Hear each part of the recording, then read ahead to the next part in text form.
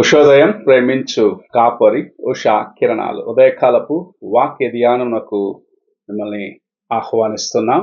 ప్రభు ఈ ఉదయ కాలమున మనతో మాట్లాడినట్లుగా ప్రార్థనాపూర్వకంగా దేవుని యొక్క వాక్యమునకు సిద్ధపడదాం. ప్రార్థన. మహాపరిశుద్ధుడు అయిన తండ్రి, కృపగల యేసయ్య, ఈ ఉదయకాల సమయానికై వందనములు స్తోత్రములు చెల్లించుకుంటున్నాం.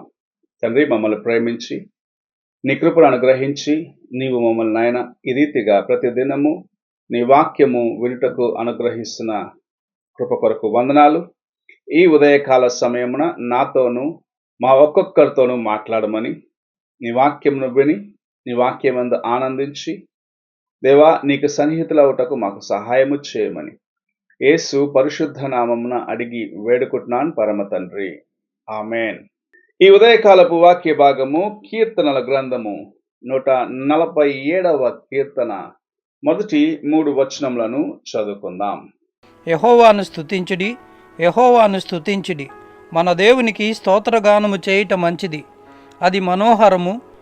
స్తోత్రము చేయుట ఒప్పిదము. యెహోవాయే యెరూషలేమును కట్టువాడు, చెదరిన ఇశ్రాయేలీయులను పోగు చేయువాడు. గుండి చెదిరిన వారిని ఆయన బాగు చేయువాడు, వారు గాయములు కట్టువాడు.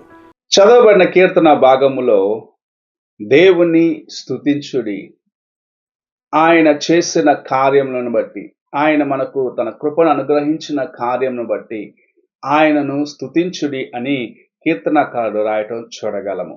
ఎందుకంటే యెరూషలేమును కట్టువాడు ఆయనే అని చెప్పటము చూడగలము. తన ప్రజలను పోగు చేసేవాడు ఆయనే, అనగా ఇశ్రాయేలును పోగు చేయువాడు ఆయనే అని దేవుని యొక్క వాక్యము సెలవిస్తున్నది.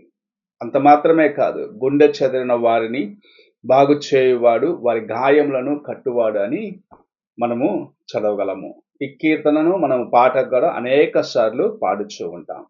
ప్రభు మన గాయములను కట్టేవాడుగాను మనలను బాగు చేసేవాడిగా ఉన్నాడు అని మొదటిగా జ్ఞాపకము చేసుకొనాలి. గుండె చెదిరిన వారిని, అనగా కష్టములో, ఇబ్బందులో, ఇంకా ఉపశమనం అనగా వారికి ఓదార్పు లేదు అన్న స్థితిలో ఉన్న వారిని కూడా బాగు చేసి తమ జీవితములలో వారి యొక్క గాయములను దేవుడు అనగా ప్రభు మాత్రమే కట్టగలడు అని కీర్తనకారుడు చెప్పటం చూడగలము. కొన్ని కుటుంబములలో మనం చూస్తూ ఉంటాము, కుటుంబంలో చాలా ప్రాముఖ్యమైన వ్యక్తి చనిపోయినప్పుడు ఆ కుటుంబము చెదిరిపోతుంటుంది. అలాంటి కుటుంబమును ఎవ్వరూ ఓదార్చలేరు. దుఃఖములో ఉన్న కుటుంబమునకు ఓదార్పును అనుగ్రహించేది దేవుని యొక్క కృప మాత్రమే. ఈ ఉదయకాల సమయమున అలాంటి ప్రభువుని మనము కలిగి ఉన్నాము గనుక ఆయనను స్తుతించవలసిన వారిగా ఉన్నాము, ఆయనను గణపరచవలసిన వారిగా ఉన్నాం. అనేక సార్లు మనకు కలిగిన ఓటమిని చూస్తూ ఉంటాం. నాకు ఈ కష్టం వచ్చినది, నేను ఈ ఇబ్బందులకు పాలయ్యాను, నాకు సహాయము చేసేవారు ఎవరు లేరు, నేను కష్టంలో ఉన్నప్పుడు నన్ను ఆదరించేవారు లేరని కష్టంలో ఉన్నప్పుడు మనము దేవుని వైపు చూడకుండా ఆయన సహాయం చేసేవాడు, ఆయన మన ప్రక్కనే ఉన్నాడని మర్చిపోయి మన యొక్క తలంపు ప్రకారంగా, అనగా ప్రతి ఒక్కరూ తమ యొక్క తలంపు ప్రకారముగా దేవునికి విరోధముగా మాట్లాడే వారిగా ఉంటారు. అయితే ఎవరైతే దేవుని యందు నమ్మిక కలిగి ఉంటారో, ఎవరైతే ఆయన యొక్క కృపను తమ జీవితంలో అనుభవిస్తుంటారో, ఎవరైతే తమ జీవితంలో దేవుని యొక్క సహాయంను పొందుకొని ఉన్నారో, వారు దేవుని యొక్క కృప ఎలాంటిదో ఎరిగి ఉన్నదాన్ని బట్టి ఎన్నడూ కలవరము చెందరు. మనము అలాంటి వారిగా ఉండాలి అని ఆశిస్తూ ప్రభు మన ముందు ఈ కీర్తన భాగంను ఉంచిన, ఆయన గాయపడిన వారిని, గుండె చెదిరిన వారిని బాగు చేసేవాడు, గాయపడిన వారి యొక్క గాయములను కట్టువాడు, ఇశ్రాయేలును పోగు చేసేవాడు, అనగా చెదిరిపోయిన వారిని పోగు చేసేవాడు. ఇంత మంచి దేవుని కలిగిన నీవు నేను ఆయన వైపు చూడకుండగా లోకములో దొరికే ఉపశమనము కోసము, కొద్ది కాలము దొరికే అల్పకాలపు సంతోషము కోసము దేవునిని విడిచిపెట్టి దూరముగా పారిపోతున్నాం.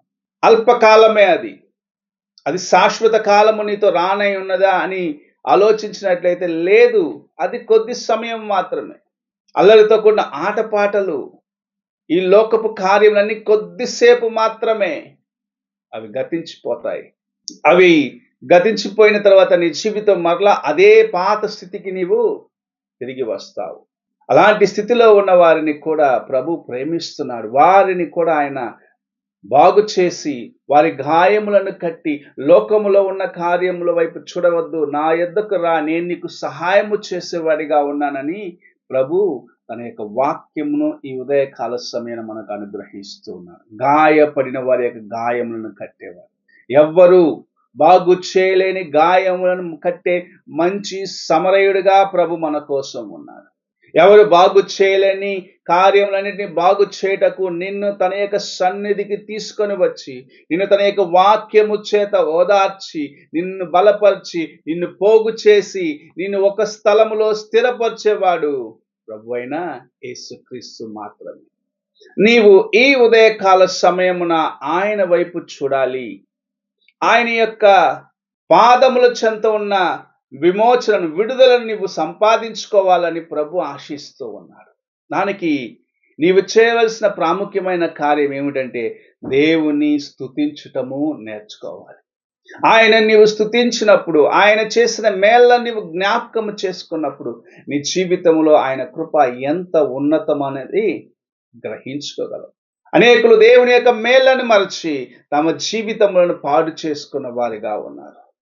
ఆయన చేసిన మేలైన కార్యములను విడిచిపెట్టి అల్పకాల పాపభోగముల కొరకు పరిగెత్తి దేవుని యొక్క కృపను పోగొట్టుకొని తమ జీవితములను వ్యర్థపరుచుకున్నారు. అయితే మన ప్రభు మనలను ఎంతగా ప్రేమిస్తున్నాడంటే, మన జీవితములను బాగు చేయుటకు, మనలను స్థిరపరచుటకు, నిన్ను నన్ను ప్రేమించి మనకు సమీపముగా ఉన్నాడు.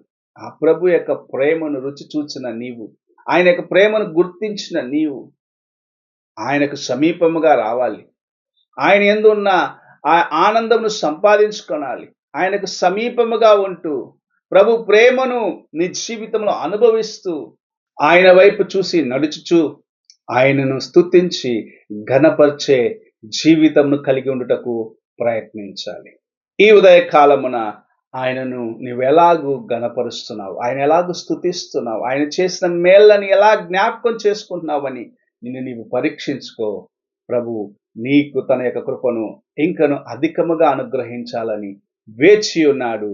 నీవు ఆయన ఇచ్చే కృపలను సంపాదించుకునే ఆ మెట్టుకు ఎదగాలని ప్రభు ఆశిస్తూ ఉన్నాడు.